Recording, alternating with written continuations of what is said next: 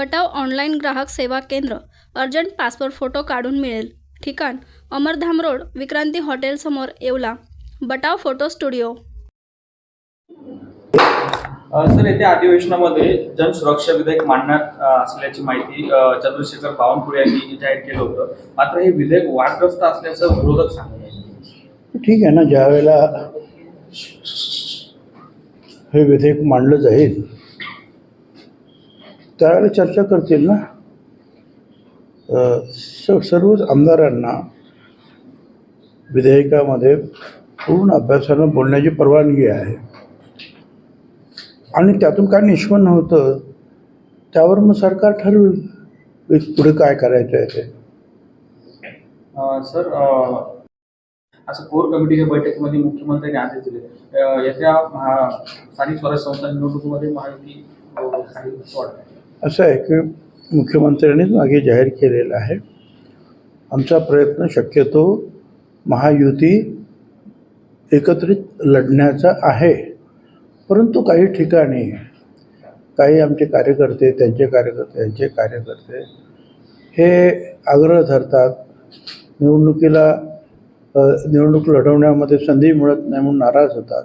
मग काही ठिकाणी काही वेगळे निर्णय होऊ शकतात स्थानिक पातळीवर. बॉर्डर बंद केलेला आहे, त्यामुळे कांदा निर्यात ठप्प झाली. याचा परिणाम कांदा भावावर होतोय. आता गेल्या काही दिवसांपूर्वी कांदा सडला होता म्हणून भाव वाढले होते, परंतु आता पुन्हा हे बॉर्डर बंद असल्यामुळे कांद्याचे भाव एक लक्षात घ्या की बांगलादेशामध्ये सत्ता पालट झालेला आहे आणि पूर्वीच्या ज्या अध्यक्ष होत्या त्या भारतामध्ये सध्या आहेत आणि त्यांच्या विरुद्ध तिथे सगळं वातावरण आहे. त्यामुळे थोडंसं भारताच्या विरुद्धसुद्धा वातावरण असल्यासारखं वाटतं आहे.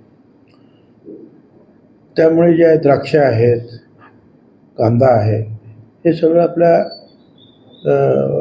बांगलादेशच्या बॉर्डरवर बंद झालेलं आहे.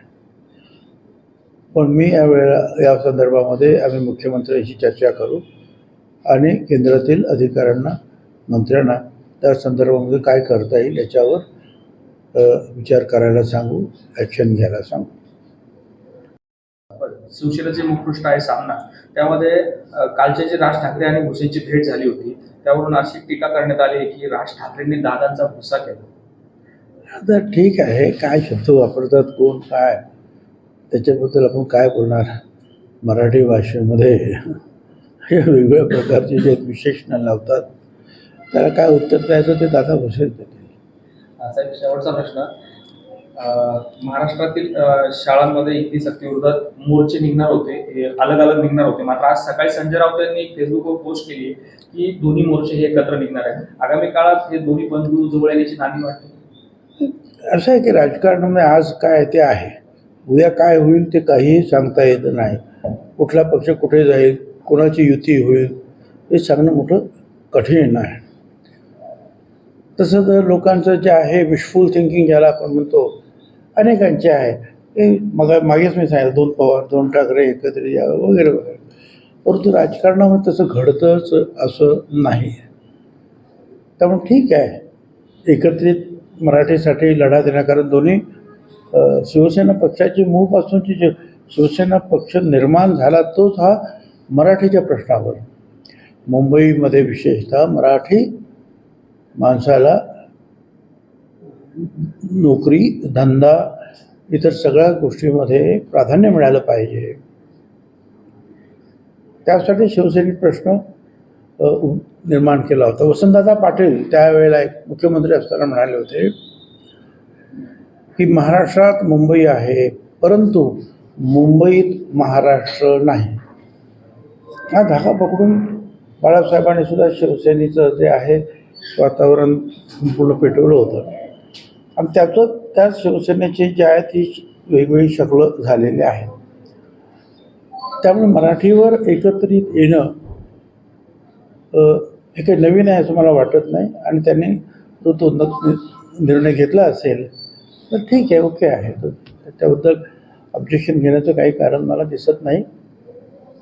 पण एक लक्षात घेतलं पाहिजे की मुख्यमंत्र्यांनी स्पष्ट सांगितलेलं आहे की आम्ही सगळ्यांशी चर्चा करून मग काय तो निर्णय घेणार आहोत. पुन्हा सांगतो, मुख्यमंत्र्यांनी सांगितलेलं आहे सर्व वेगवेगळ्या स्तरातील लोकांशी चर्चा करून मग याच्यावर निर्णय घेतला जाईल. साहेब, कुठलाही राजकीय नाहीये, मराठी भाषेसाठी आहे आणि असंही त्यांनी म्हटलंय की मराठी कलाकार यावर बोलत नाहीये. ठीक आहे, तर त्यांचे ते बोलतील, ते न बोलतील, आपण त्याच्याबद्दल काय, मी काय बोलणार. Okay, thank you.